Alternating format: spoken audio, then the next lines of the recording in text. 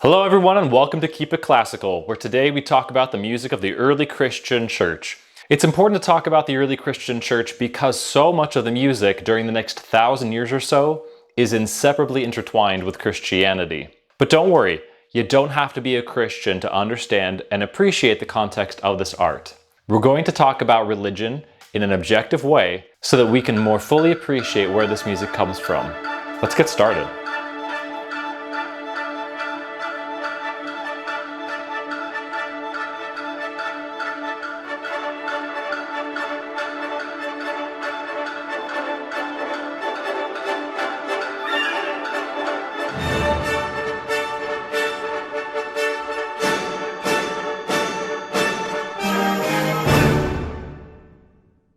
We don't really have the time to go through all the nitty-gritty details of the early Christian church. This is a music channel after all. So here's a very brief summary of its history. The Christian church really begins at the last Passover feast of Jesus of Nazareth, where he breaks bread and shares wine of, quote, the New Testament with his disciples. This is now referred to as the Last Supper.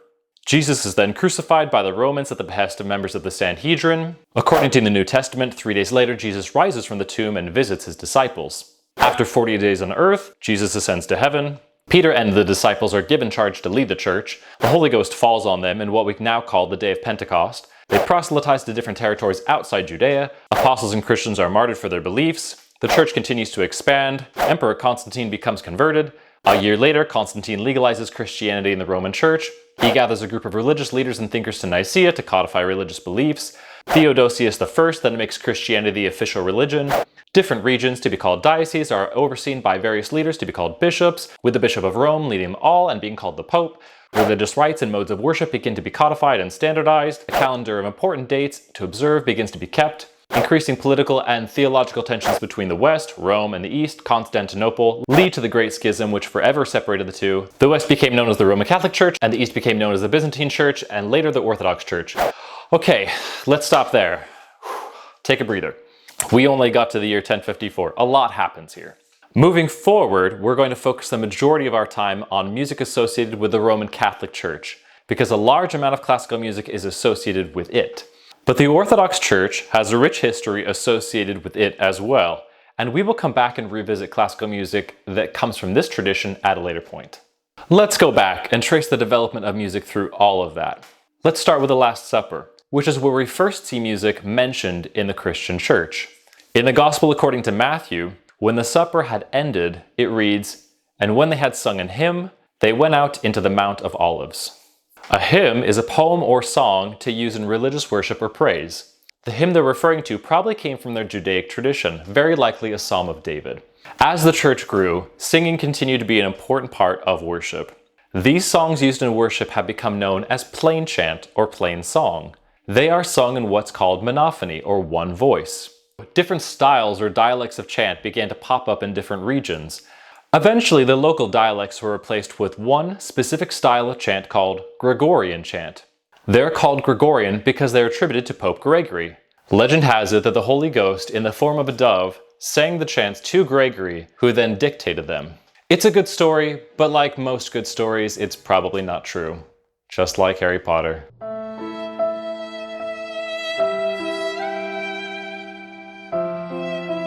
Sorry, kids.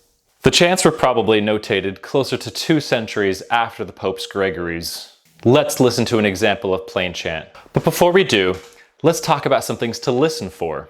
Is the melody smooth and stepwise, or does it have lots of leaps in it? Is it mostly sung with 1 note per syllable, or sung with lots of notes per syllable, or something in between? Finally, how big is the vocal range? Is it less than an octave, larger than an octave? Here's an example called Viderunt omnes. Viderunt omnes, fines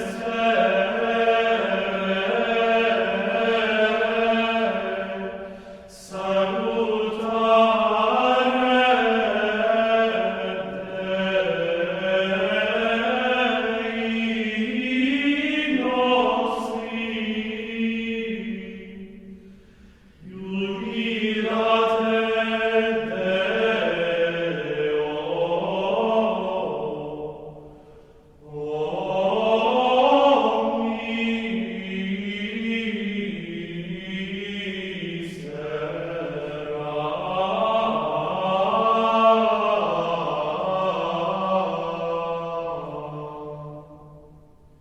What did you hear as far as melodic smoothness? It's got a few leaps in there, but overall it's pretty stepwise, with most of the intervals being a third or smaller. Also, it has a lot of notes per syllable, doesn't it? When there are lots of notes per syllable, we call that melismatic. If it's 1 or 2 notes per syllable, we call that syllabic. Also, the vocal range is fairly conservative. It stays close to 1 octave. These are all pretty typical attributes for Gregorian chant and will prevail in church music for hundreds of years to come. Let's talk about the words for a bit. Viderunt omnes is a chant for Christmas Day, which inspires a new discussion about when this music was sung. As we talked about in a previous video, some music is written for specific occasions in mind. The early Roman Church began to codify different periods of time to observe different events in the life of Jesus of Nazareth. These include the time before Jesus' birth, the day Jesus' birth is celebrated and a period after that, Jesus being taken to the temple by his parents according to Jewish customs, the 40 days leading up to the death of Jesus, the resurrection of Jesus and the 40 days he spent on earth before his ascension, the time after the Holy Ghost fell upon the disciples, and the rest of the year before it all starts over again. This is called the liturgical calendar and continues to be used by many Christian denominations all over the world. Different chants are sung at different times of the year, depending on where you are in the calendar. Again, some music is appropriate for some situations and inappropriate for others. Now we get to talk about the best known composer of this admittedly vast time period, Hildegard von Bingen. Hildegard was a German nun who took her vows at the age of 14. She was kind of a triple threat. She composed music, she wrote poetry, and she wrote about medicine. Most notable was that she claimed to see visions and speak prophecies. Eventually, she founded her own convent near Bingen, where she taught and wrote extensively. Hildegard's music is written in monophony, just like chant, and at first glance and listen, it can sound a lot like the chant that we heard before. However, Hildegard's music is much more adventurous in comparison. Remember how the previous chant that we heard was mostly smooth and stepwise? Hildegard's music involves more leaps. The previous chant was melismatic. Hildegard takes it a step further with extended melismas. And staying close to an octave, Hildegard regularly writes beyond an octave, and in some instances to an octave and a fifth. Let's take a listen.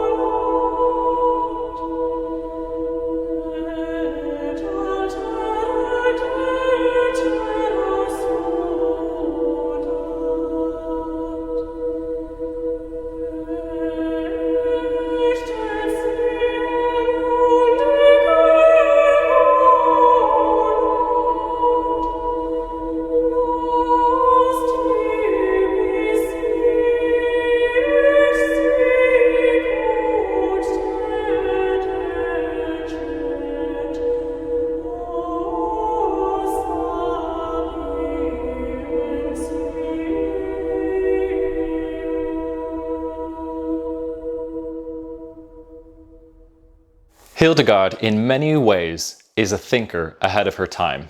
The most fascinating work of Hildegard has to be what's known as her liturgical drama, Ordo Virtutum, or the Virtues. This is a large dramatic musical work, sung in Latin, that would best be described as a morality play. It contains various fictional characters, like virtue, mercy, innocence, chastity, the penitent soul, and the devil. What's most interesting about it is that every character gets to sing except the devil, who only speaks. Ego autem pugna mea, deficiam te! Ego omnes vias meas malas esse cognovi. This shows in stark fashion his separation from God and reiterates the Church's ideal that music is a gift from God and meant for worship and prayer.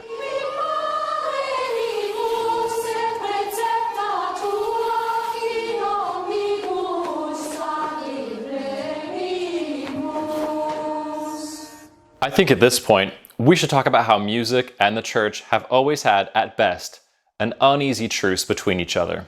This unease goes as far back as St. Augustine, who wrote, "When I recall the tears that I shed at the song of the Church in the first days of my recovered faith, and now, as I am moved not by the song, but by the things which are sung, I acknowledge the great benefit of this practice. Yet when it happens that I am moved more by the song than by what is sung, I confess sinning grievously, and I would prefer not to hear the singer at such times. I think it's that poor singer. In other words, the music distracts me from the intended message.